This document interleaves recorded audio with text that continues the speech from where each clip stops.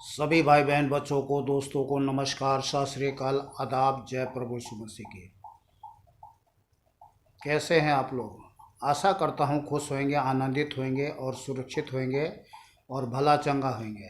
मैं भी खुश हूं, आनंदित हूं, सुरक्षित हूं और भला चंगा हूं। सब बातों के लिए जीवित परमेश्वर यीशु मसीह को धन्यवाद करते हैं, जो हमसे प्यार करते हैं और अपने प्रेम के निमित्त हर प्रकार से उन्होंने भलाई किया है, कर रहे हैं और आज का दिन और आगे भी करते रहेंगे। इसके लिए दिल से कोटि कोटि धन्यवाद। कुछ नहीं कर सकते परमेश्वर पिता के लिए, जीवित अद्वैत परमेश्वर यीशु मसीह के लिए हम क्या कर सकते हैं? वो तो सृष्टि का मालिक है, सबको जीवन श्वास देने वाला स्वयं परमेश्वर है। उनको हम क्या दे सकते हैं, क्या चढ़ा सकते हैं, किस वस्तु से उनको प्रसन्न कर सकते हैं? दिल से जो धन्यवाद बलि चढ़ाते हैं उसी से परमेश्वर प्रसन्न हो जाता है। आइए दिल से धन्यवाद करें। धन्यवाद धन्यवाद धन्यवाद धन्यवाद। स्वर्ग पिता धन्यवाद करता हूँ, मेरा पिता धन्यवाद करता हूँ, मेरे ईश्वर धन्यवाद करता हूँ, मेरे परमेश्वर धन्यवाद करता हूँ। गुणानुवाद करता हूँ सब बातों के लिए जो प्रभु आपने हम सब के जीवन पर अपने दया कृपा बनाए रखा है प्रभु, और अपने बलवंत धर्म देने हाथों में लेकर संभाला हुआ है, आज के दिन तक जीवित रखा है। इसके लिए कोटि कोटि धन्यवाद प्रभु यीशु के नाम से। वचन में जाने से पहले एक छोटा सा प्रार्थना कर लेते हैं। आइए प्रार्थना करें। पिता दयालु अनुग्रहकारी करुणामय परमेश्वर, अब्बा पिता, मैं धन्यवाद आप जीवते दे परमेश्वर प्रभु मसीह यीशु के नाम से आपके चरणों में आते हैं। स्वर्गीय पिता, प्रार्थना करता हूँ वीडियो देखने वाले प्रत्येक भाई बहन बच्चे लोगों के लिए, और जो बाद में भी देखेंगे प्रभु, उन पर प्रभु हालेलुया आपका दया कृपा बनी रहे, और आज के सत्य वचन से प्रभु उन सब के जीवन में अधिकाई से आशीष मिले प्रभु यीशु के नाम से। वीडियो को प्रभु हालेलुया लाखों ने, हजारों नहीं, करोड़ों नहीं, और वो खरबों लोग देखे, जैसे आपका राजा, आपकी मर्जी पूरी हो। हर एक घुटना टिके, हर एक जुबान कबूल करे कि यीशु मसीह ही प्रभु है। प्रार्थना सुन लिया, धन्यवाद प्रभु यीशु के नाम से, आमीन।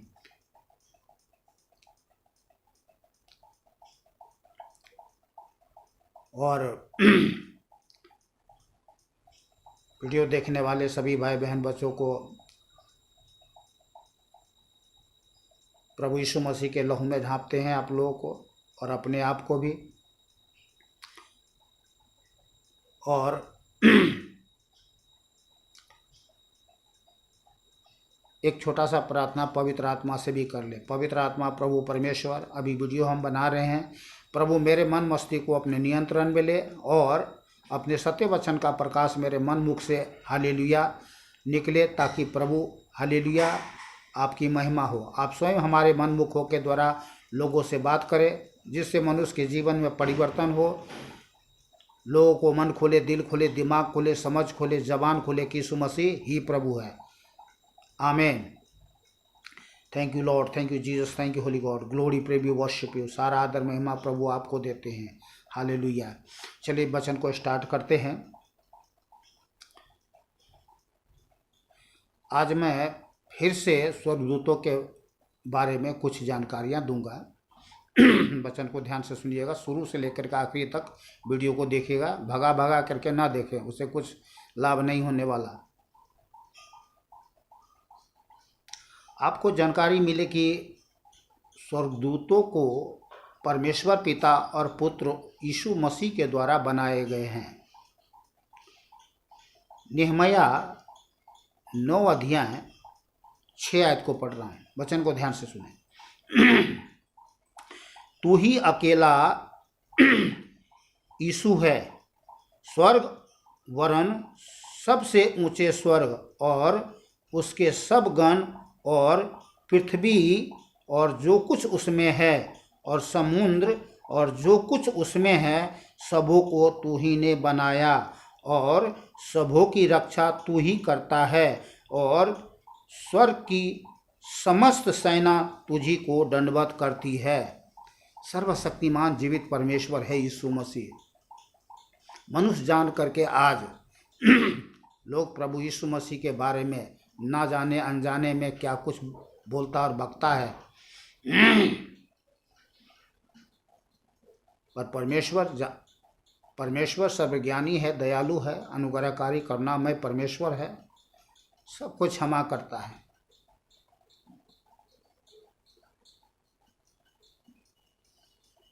और परमेश्वर जानते हैं कि मनुष्य मिट्टी ही है और एक दिन मिट्टी में मिल जाएगा। पर परमेश्वर की जो भली इच्छा है वो यह कि मनुष्य मात्र केवल शारीरिक जीवन जी करके मिट्टी से उत्पन्न हुए उटकटार खा करके मर ना जाए। परमेश्वर ने हमें मरने के लिए सृष्टि नहीं किया है। परमेश्वर ने हमें अनंत काल जीवन देने के लिए जीवन दिया है और हमें अवसर दिया है कि हम उस जीवते अद्वैत परमेश्वर को, जिसने हमको आपको बनाया है, यह जानते हुए कि वही परमेश्वर है और उसके छोड़ दूसरा कोई परमेश्वर नहीं है, आदर करे, मान करे, सम्मान करे, उनका गुणगान करे। जो कुछ भी करे संसार में प्रभु यीशु के नाम से करे, क्योंकि वही परमेश्वर है। पर मनुष्य संसार में भटका हुआ है। शैतान ने मनुष्य को भरमा करके, भटका करके परमेश्वर से अलग कर रखा हुआ है। पिता का धन्यवाद हो कि परमेश्वर पिता अपने सत्य वचन का प्रकाश लोगों के जीवन में ज्योति प्रकट कर रहा है, ताकि लोग अंधेरे से निकले, लोगों को मन खुले, दिल खुले, दिमाग खुले, जबान खुले कि यीशु मसीह ही प्रभु है। तो सृष्टि का मालिक, सर्वशक्तिमान, सर्वज्ञानी, बुद्धिमान परमेश्वर वही है जो हमें अपने पास बुलाता है और हमें उसके पास आने के लिए कुछ नहीं करना है। जहाँ कहीं भी हैं आप, वहीं पर आप प्रभु को पुकारें, हे प्रभु मैं कहाँ हूँ, मैं तो यहाँ हूँ। आप अपने स्थान को देख सकते हैं कि आप घर में हैं, नगर में है, शहर में है, रेल में है, जेल में है, कहाँ हैं, कौन सी हारी में है, बीमारी में है, परेशानी में है, शैतान के अकरण जकरण में, पकड़ में फंसे पड़े हैं, कहाँ हैं, वहीं पुकारे। प्रभु वहीं पर आपको अपना हाथ बढ़ाएगा और वहाँ से छुटकारा देगा, आप स्वतंत्र हो जाएंगे। तो परमेश्वर ये जानकारी देता है कि वही सर्वशक्तिमान परमेश्वर है और दूसरा कोई नहीं, जो हम भ्रमित में पड़े हुए थे और भ्रमित पड़े हुए हैं कि ना जाने अनजाने में किस किस चीज़ की, सांप, बिच्छू, कुत्ते, मुर्गा, मक्खी, भूत, मरने वाले पापी पाखंडी की पूजा, ये सब करके अपने जीवन को नाश कर रहे हैं। तो आपको जीवन से प्यार है तो आपको मन ध्यान देना होगा कि एक ही परमेश्वर है, सर्वशक्तिमान, दयालु, जीवित, अनुग्रहकारी, प्रेमी परमेश्वर जो हमसे प्यार करता है और वो नहीं चाहता कि हमारा जीवन नाश हो। तो हमने देखा कि सृष्टि में जो कुछ भी आज देखने में आते हैं, सुनने में आते हैं, वो किसने बनाया? प्रभु यीशु मसीह ने। कितना उनका आदर, मान, सम्मान, गुणगान होना चाहिए आपके जीवन में। जल बगैर मछली जीवित नहीं रह सकता, वैसे ही जीवित अद्वैत परमेश्वर यीशु के बगैर हम जीवित नहीं रह सकते। और कुछ दिन तक के लिए अगर आप जीवित हो तो उसकी दया अनुग्रह से, अन्यथा अगर शारीरिक जीवन पाप करते हुए, घृणित जीवन जीते हुए, मूर्खता में जीते हुए अगर मर गए तो गए नीचे नरक में। और परमेश्वर इन बातों से प्रसन्न नहीं होता है, बहुत दुखी होता है। आमीन।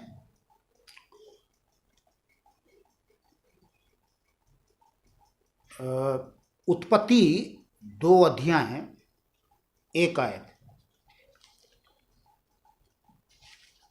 यहाँ देखते हैं। यूं आकाश और पृथ्वी और उनकी सारी सेना का बनाना समाप्त हो गया। यूं आकाश और पृथ्वी और उनकी सारी सेना का बनाना समाप्त हो गया और परमेश्वर ने अपना काम जिसे वह करता था 7वें दिन समाप्त किया और उसने अपने किए हुए सारे कामों से 7वें दिन विश्राम किया। और परमेश्वर ने 7वें दिन को आशीष दी और पवित्र ठहराया, क्योंकि उसमें उसने सृष्टि की रचना के अपने सारे काम से विश्राम लिया। तो हम देखते हैं कि जो कुछ भी है, आकाश है, पृथ्वी है, या जो कुछ भी बनाया परमेश्वर ने, सारी सेना को बनाया, किसने बनाया? प्रभु यीशु मसीह ने। कुलुसियों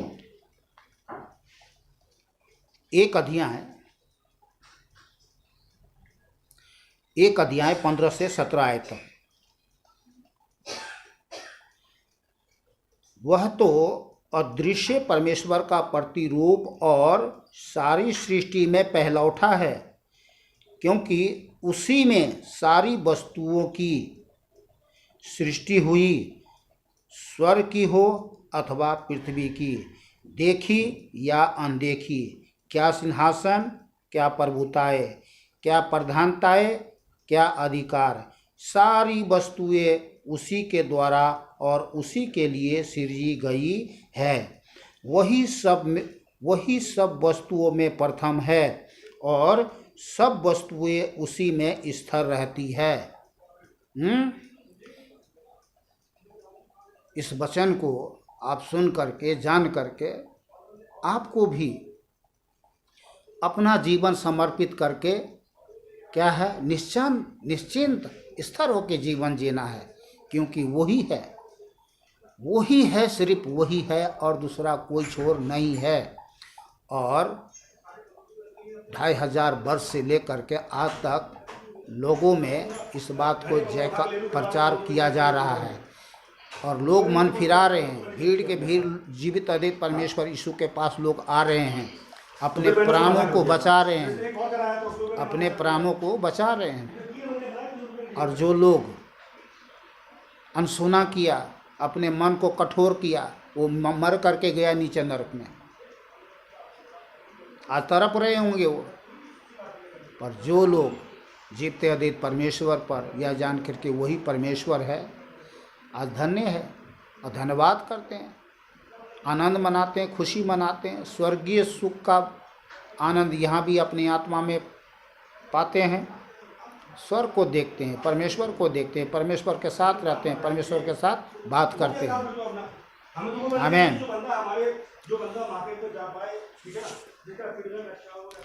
परमेश्वर ने जो कुछ भी बनाया मनुष्य की सृष्टि से पहले बनाया, उसके बाद मनुष्य को बनाया। इस बात को भी ज्ञान होना जरूरी है। पहली बात, आत्मिक जीव में हड्डी, लहू, मांस नहीं होते। आत्मिक जीव में हड्डी, लहू, मांस नहीं होते। इफिसियों 6 अध्याय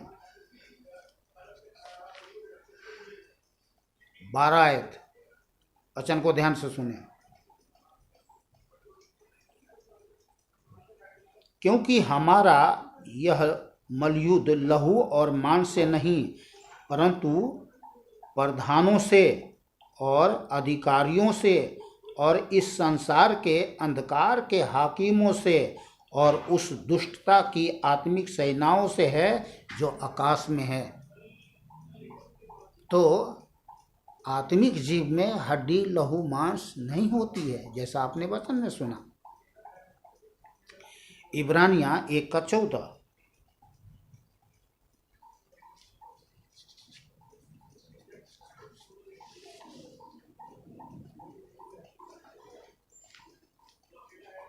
क्या वे सब सेवा टहल करने वाले आत्माएं नहीं जो उद्धार पाने वालों के लिए सेवा करने को भेजी जाती है? आमीन।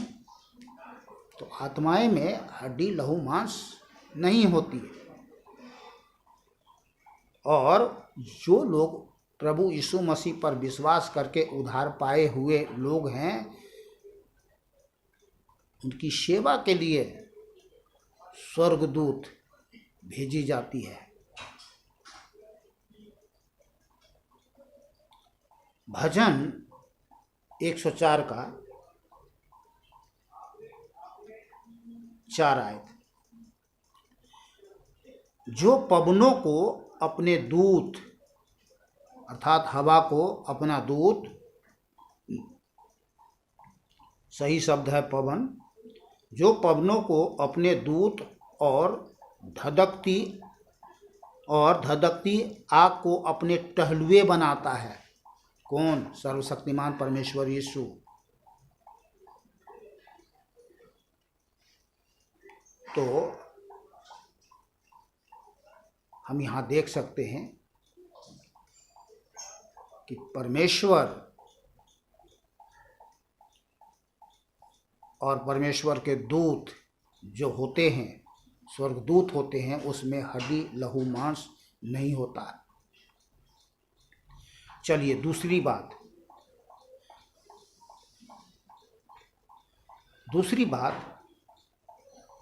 स्वर्गदूत दृश्य मानव रूप में प्रकट होते हैं। ये भी आश्चर्यजनक बात है जिसको हमें समझने की ज़रूरत है। उत्पत्ति 18 अध्याय, उत्पत्ति 18 अध्याय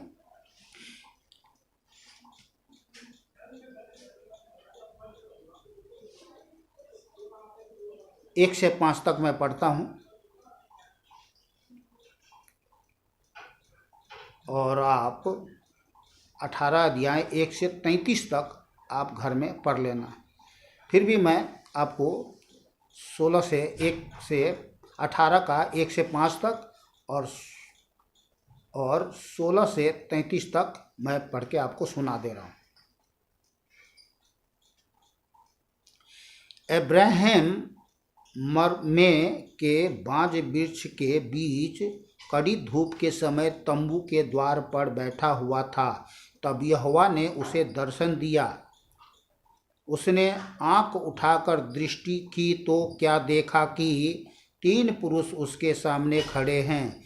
जब उसने उन्हें देखा तब वह उनसे भेंट करने के लिए तंबू के द्वार से दौड़ा और भूमि पर गिरकर दंडवत की और कहने लगा, हे प्रभु, यदि मुझ पर तेरी अनुग्रह की दृष्टि है तो मैं विनती करता हूँ कि अपने दास के पास से चले ना जाना। मैं थोड़ा सा जल लाता हूँ और आप अपने पाँव धोकर इस वृक्ष के नीचे विश्राम करें। फिर मैं एक टुकड़ा रोटी ले आऊँ और उससे आप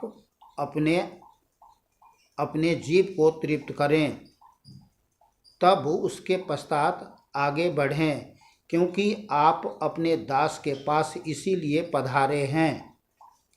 उन्होंने कहा, स्वर्गदूतों ने, जैसा तू कहता है वैसा ही कर। अब मैं 18 का 16 से पढ़ रहा हूँ। फिर वे पुरुष वहाँ से चले और सदोम की ओर दृष्टि की और अब्राहम उन्हें विदा करने के लिए उनके संग संग चला। तब यहोवा ने कहा, यह जो मैं करता हूँ उसे क्या अब्राहम से छिपा रखूँ? परमेश्वर जो कुछ भी करता है अपने लोगों पर प्रकट करता है, छिपाता नहीं है। अब्राहम से तो निश्चय एक बड़ी और सामर्थी जाति उपजेगी। इस बात को परमेश्वर जानते थे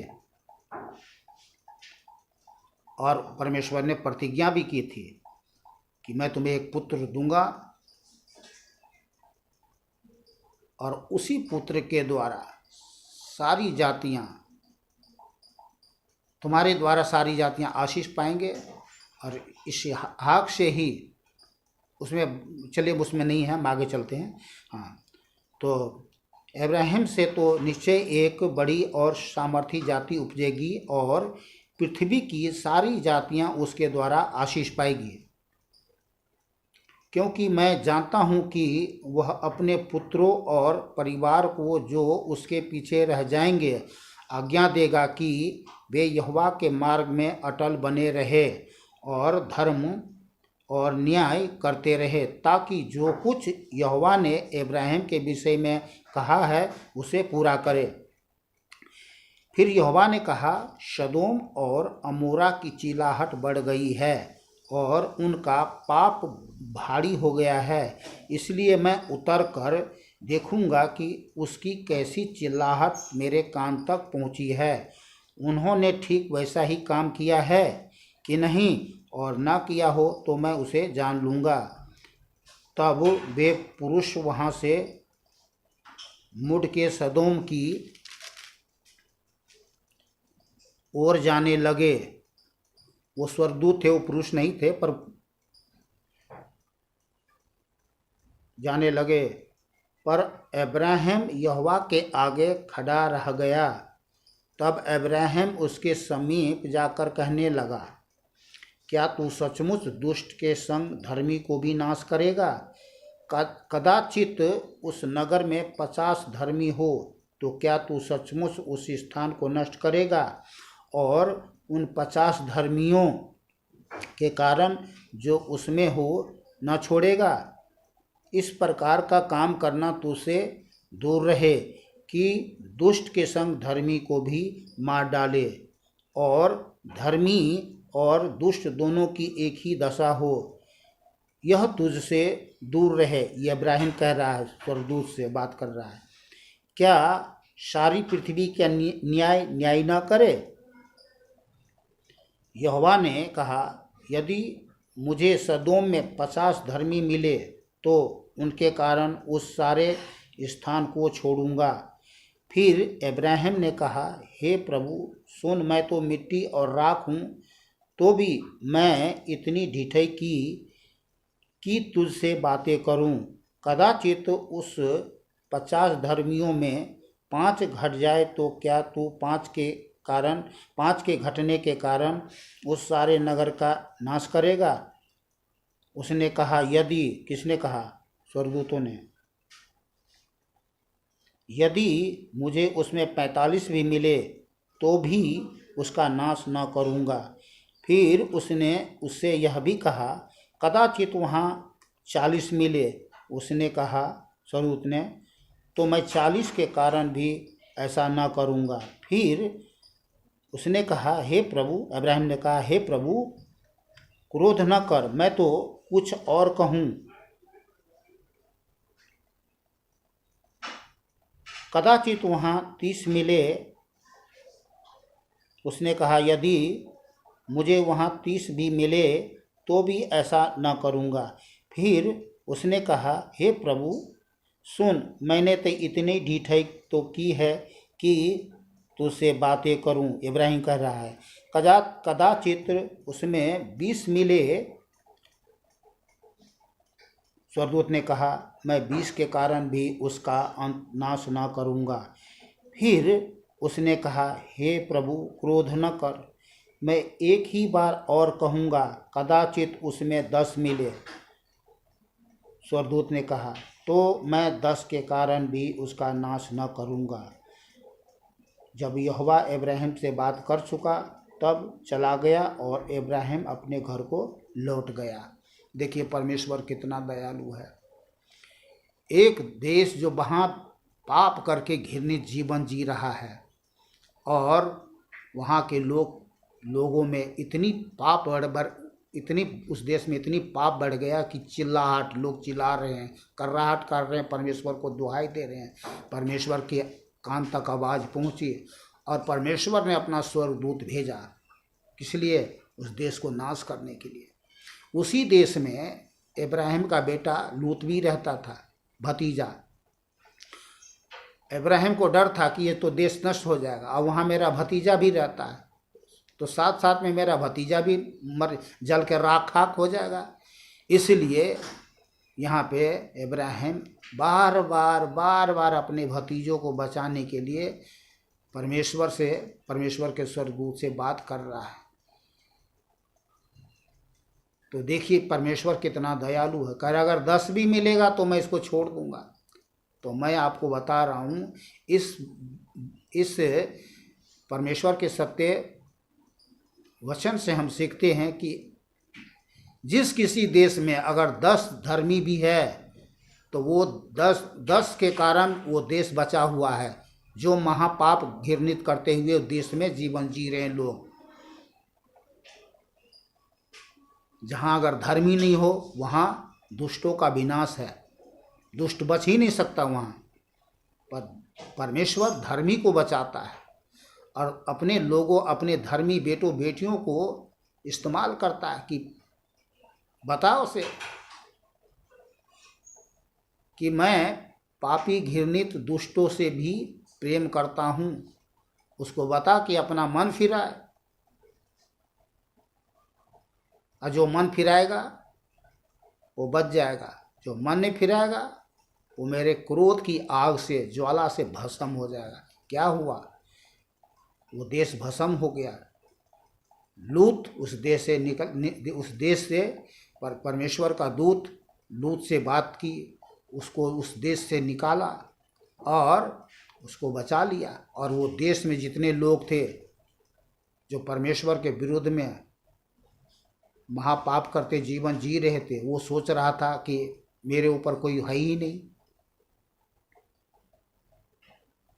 सारे उसकी युक्ति, योजना, विचार, कार्य सब कुछ भस्म हो गया। आज नीचे नरक में तड़प रहा होगा। इसको आप 19 अध्याय 1 से 29 तक आप घर में पढ़ लेना, आपको पूरी जानकारी मिलेगा। आपके पास बाइबल है तो अच्छी बात है, अगर बाइबल नहीं है तो बाइबल डाउनलोड करें और वचन को सुन सुन करके आप पढ़ लें। आपके दिल, दिमाग, आँख, कान सब खुल जाएंगे। कल्पना भी नहीं कर सकते आप जो बातें इसमें लिखी हुई है।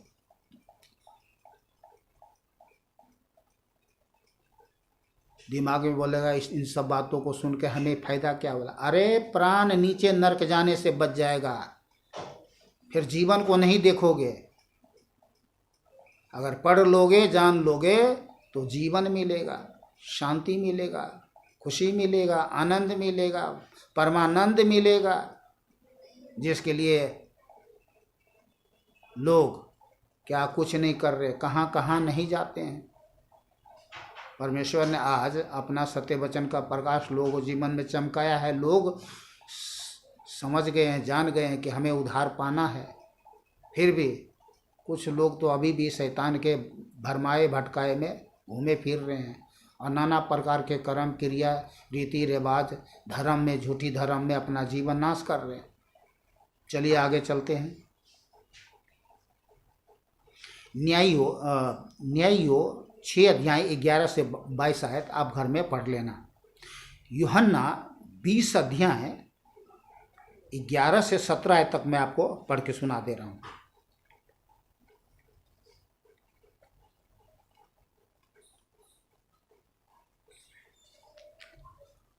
यूहन्ना 20 अध्याय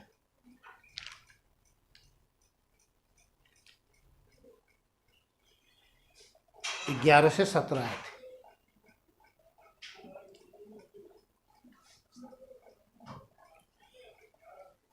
परंतु मरियम रोती हुई कब्र के पास ही बाहर खड़ी रही और रोते रोते कब्र की ओर झुककर 2 स्वर्गदूतों को उज्ज्वल कपड़े पहने हुए, एक को सिरहाने और दूसरे को पैताने बैठे देखा, जहाँ यीशु का शव रखा गया था। देखिए, अब वो तो स्वर्गदूत है, पर वो क्या है? मरियम को दिखाई दिया। ये समझने वाली बात है। और मनुष्य के रूप में है। समझ में आ गया होगा। फिर से मैं पढ़ के सुना रहा हूँ।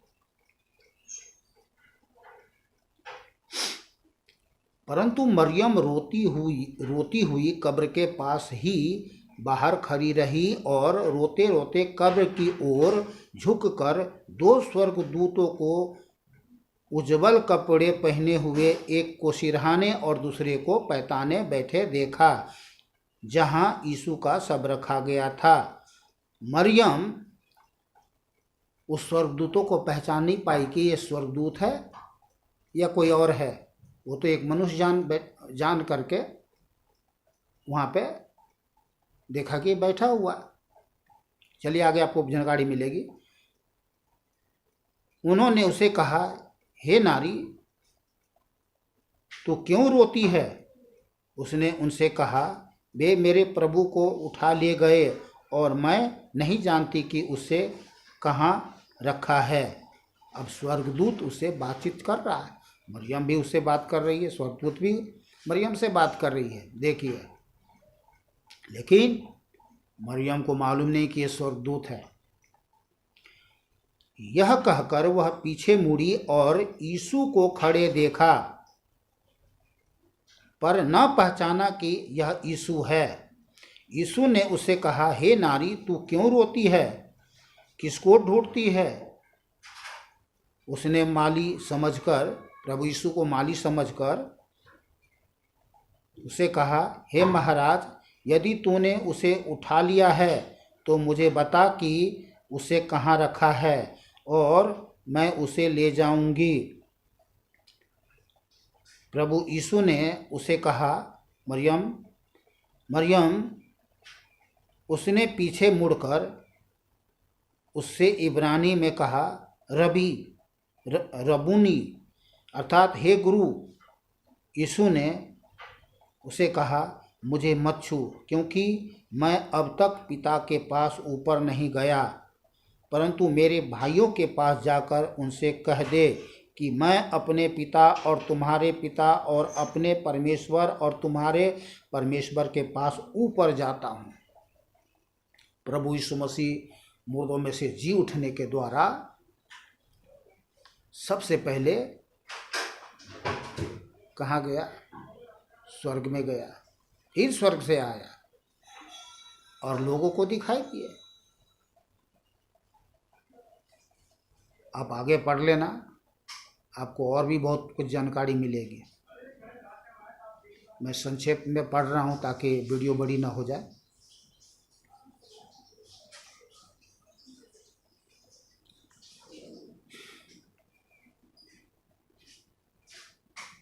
तीसरी बात, हम अनजान रहते हुए स्वर्गदूतों की सेवा करते हैं। इब्रानियाँ 13 अध्याय 1 और 2 आयत।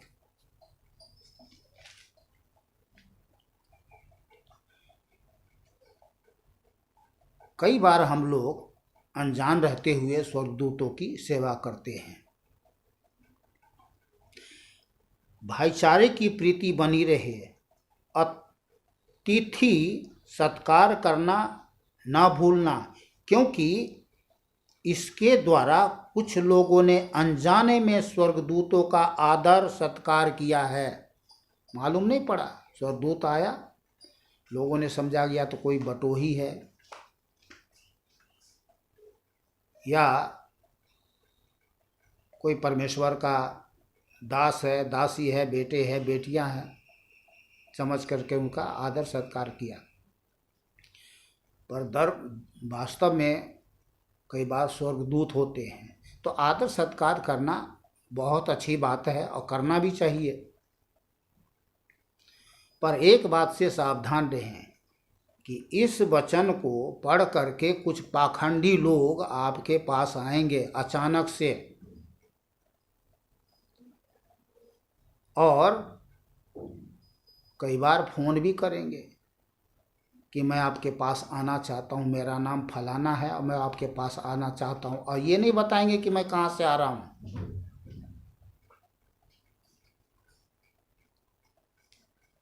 आप समझेंगे भैया, न जान न पहचान, कहीं न कुछ, चलो ठीक है, कोई बात नहीं, वेलकम कर देते हैं, स्वागत है, आइए।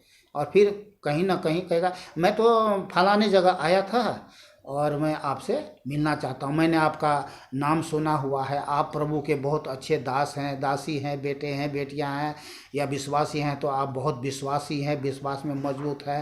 हाँ, तो मैं आपसे, मेरे दिल में इच्छा किया तो मैं आपसे मिलना चाहता हूँ।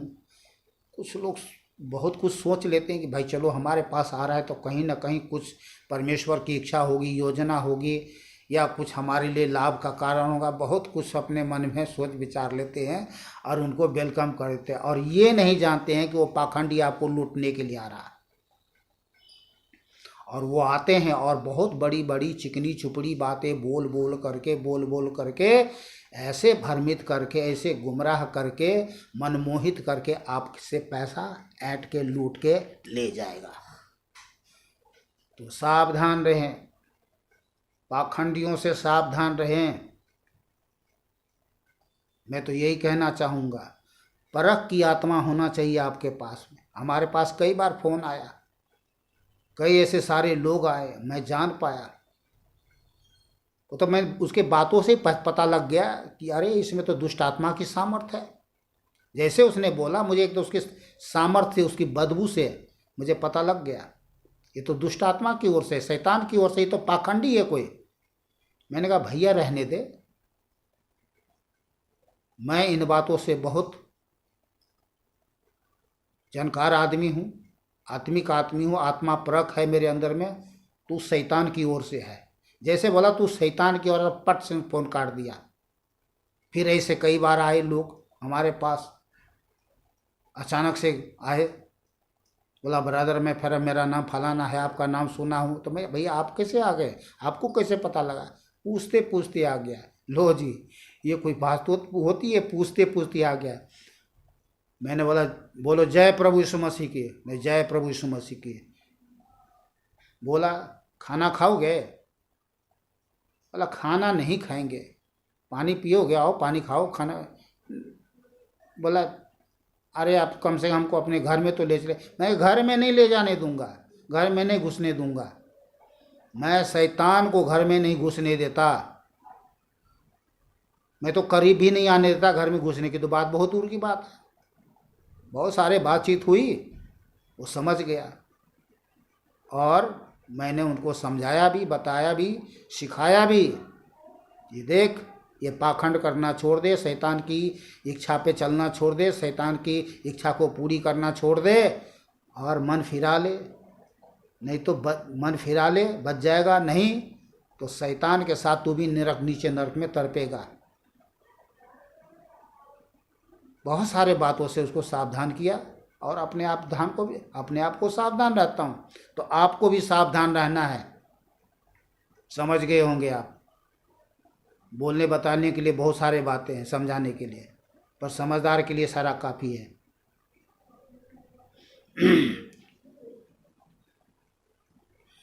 चौथी बात, स्वर्गदूतों की संख्या बहुत होते हैं। स्वर्गदूतों की जो संख्या होती है वो बहुत होते हैं। इसको देखेंगे आप, दानियल 7 अध्याय 10 आयत, व्यवस्था विवरण 33 का 2 आयत। इसको मैं पढ़ूंगा नहीं, आप घर में पढ़ लेना। मत्ती 26 अध्याय 53 आयत को मैं आपको पढ़ के सुना दे रहा हूँ।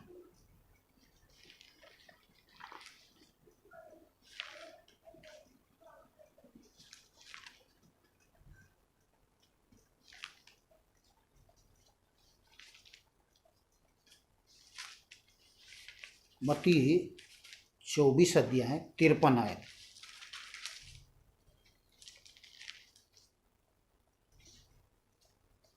नहीं, 26 अध्याय 53 आयत।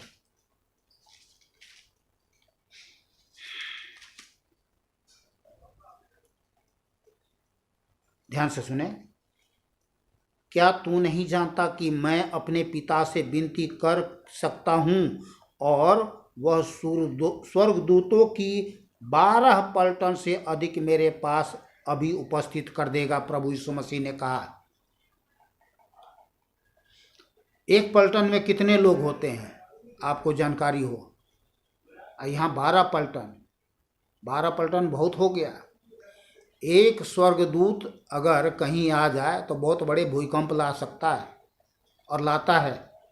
जैसा आप प्रेरितों के काम 12वें अध्याय में पढ़ेंगे, जब स्वर्गदूत आया तो वहाँ भूकंप आ गई, भूईडोल हो गई, लोहे की जंग जो वो थे, फाटक थे, वो टुकड़े टुकड़े हो गए, ताले टूट गए, फाटक टूट गए, बिखर गए।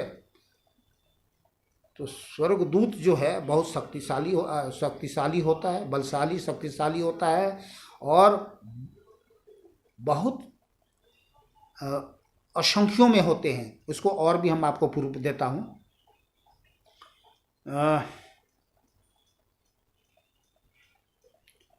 लूका 2 अध्याय 13 आयत।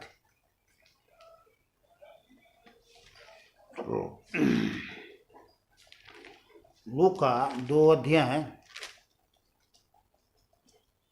13 आयत। तब एकाएक उस स्वर्गदूतों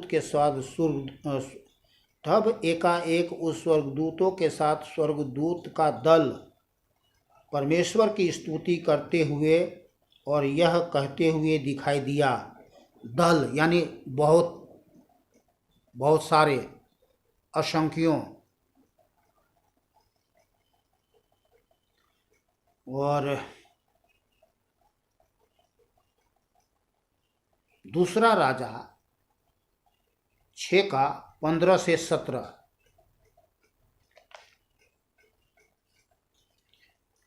ये वचन तो मुझे हिला के रख देता है। दूसरा राजा कहाँ गया भाई? दूसरा राजा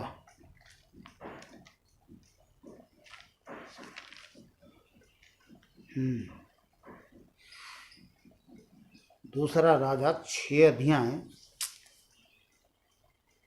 15 से 17 वचन को ध्यान से सुने। भोर को परमेश्वर के भक्त टहलुआ उठा और निकलकर क्या देखता है कि घोड़ों और रथों समेत एक दल नगर को घेरे पड़ा है। तब उसके सेवक ने उसे कहा, हाय मेरे स्वामी, हम क्या करें? उसने कहा, मत डर, क्योंकि जो हमारी ओर है वह उनसे अधिक है जो उनकी ओर है। तब एलीशा ने यह प्रार्थना की, हे यहोवा, हे परमेश्वर यीशु, इसकी आंखें खोल दे।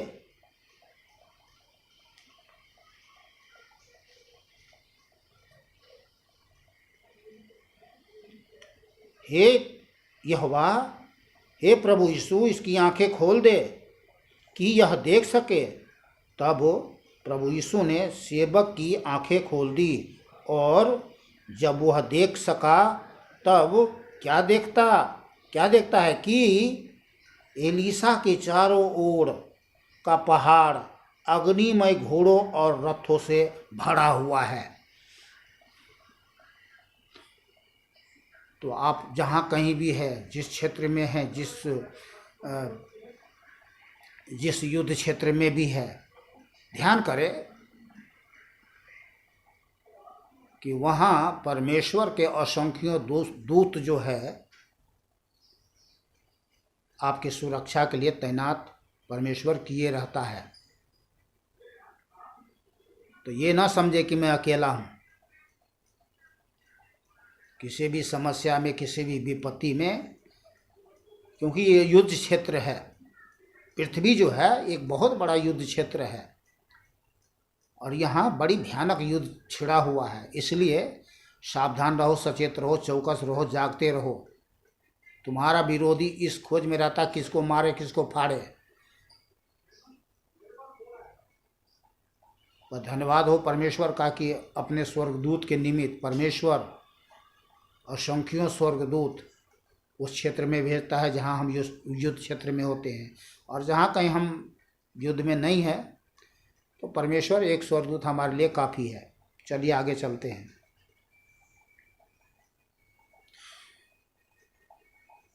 5वीं बात, स्वर्गदूत बुद्धिमान होता है पर सर्वज्ञानी नहीं होता है। मत्ती 24:36।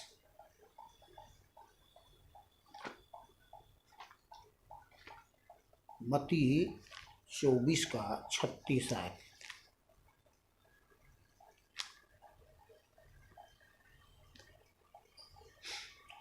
उस दिन और उस घड़ी के विषय में कोई नहीं जानता, न स्वर्गदूत, न स्वर्ग के स्वर्गदूत और न पुत्र, परंतु केवल पिता।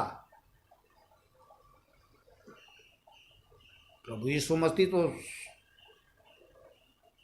सर्वशक्तिमान परमेश्वर है, पर वो देह में थे, इसलिए उन्होंने कहा। पर स्वर्गदूत को मालूम नहीं होता, वो सर्वज्ञानी ने कि कब क्या कुछ होने वाला है, उसको कुछ मालूम नहीं होता है। वो परमेश्वर के दिशा निर्देश के अनुसार काम करता है।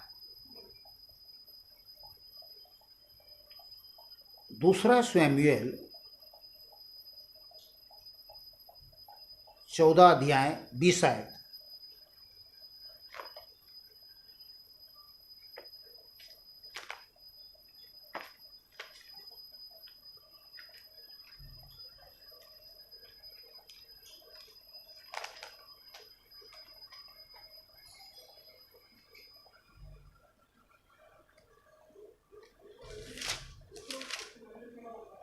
दूसरा शमूएल 14:20 आयत।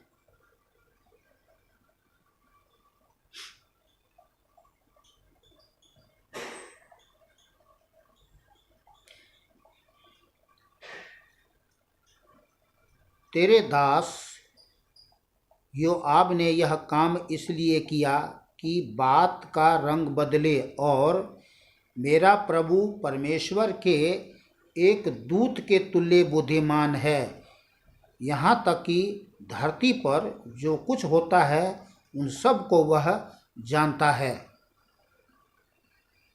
इसको मैं समझाने नहीं लूँगा, आप समझ गए होंगे।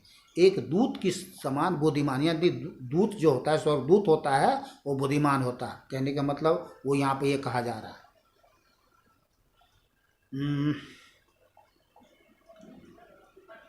पहला पतरस 1:12।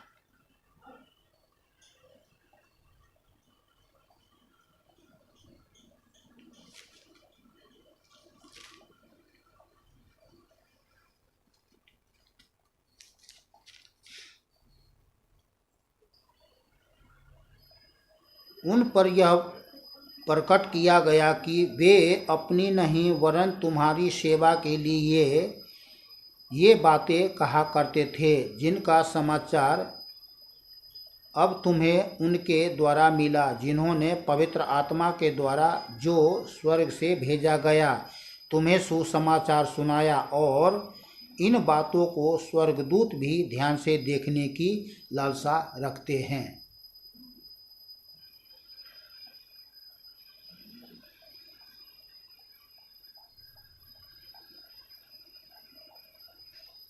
छठा,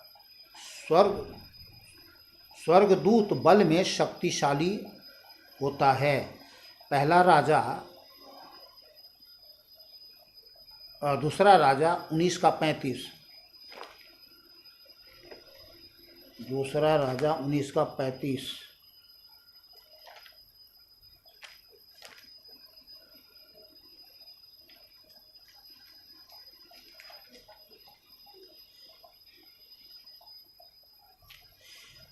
उसी रात में क्या हुआ कि यहोवा के दूत ने निकलकर अश्शूरियों की छावनी में 1,25,000 पुरुषों को मारा। और भोर को जब लोग उठे तब देखा कि सब ही सब पड़े हैं। स्वर्गदूत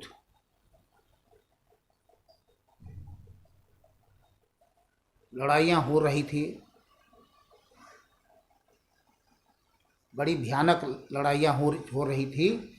और परमेश्वर ने अपने स्वर्गदूतों को भेजा अपने लोगों की ओर से लड़ाई लड़ने के लिए, और स्वर्गदूत ने ऐसा मारा कि सब पड़े थे, लाखों लोग मारे गए। तो बहुत बलशाली शक्तिशाली होता है। चलिए मैं आपको भजन 103 का 20 आयत पढ़ लेना घर में। दूसरा थिस्सलुनीकियों 1 का 7 आयत, दूसरा पतरस 2 का 11 आयत में लास्ट में पढ़ के बंद कर रहा हूँ।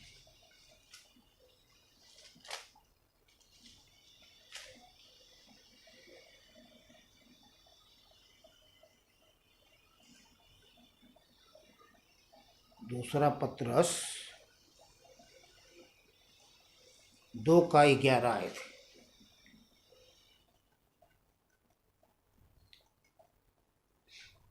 तो भी स्वर्गदूत जो शक्ति और सामर्थ्य में उनसे बड़े हैं, प्रभु के सामने उन्हें बुरा भला कहकर दोष नहीं लगाते।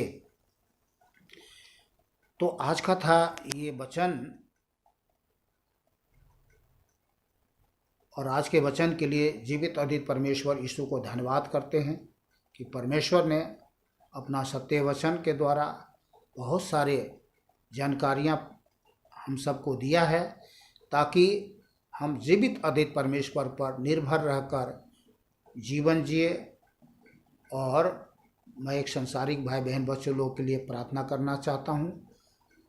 आइए प्रार्थना करें। सर्वशक्तिमान पिता, दयालु अनुग्रहकारी करुणामय परमेश्वर, प्रार्थना करता हूँ संसार में जितने भी भाई बहन बच्चे लोग आज जीवते अद्वित परमेश्वर से दूर है, होने दे महान परमेश्वर। जब इस वीडियो को देखते हैं प्रभु, हालेलुया, उनका मन खुले, दिल खुले, दिमाग खुले, जबान खुले, और आप जीवते अद्वित परमेश्वर पर विश्वास करें, आपके चरणों में आए, अपने पापों से मन फिराएं और आपसे नया जीवन पाए, और आपका बेटी बन करके जीवन जिए, सच्चा इंसान बन करके, और आपका सेवा करे, आपकी महिमा करे, कोई पाप ना करे, शैतान की इच्छा पूरी ना करे, प्रभु यीशु के नाम से।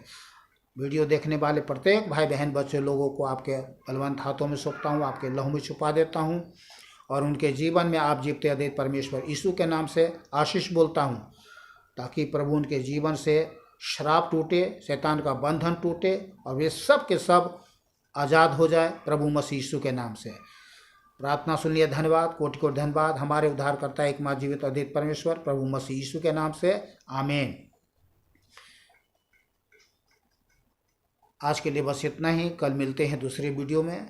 खुश रहे, आनंदित रहे, सुरक्षित रहे, भला चंगा रहे। सभी भाई बहन बच्चों को, दोस्तों को नमस्कार, सत श्री अकाल, आदाब। जय प्रभु यीशु मसीह की।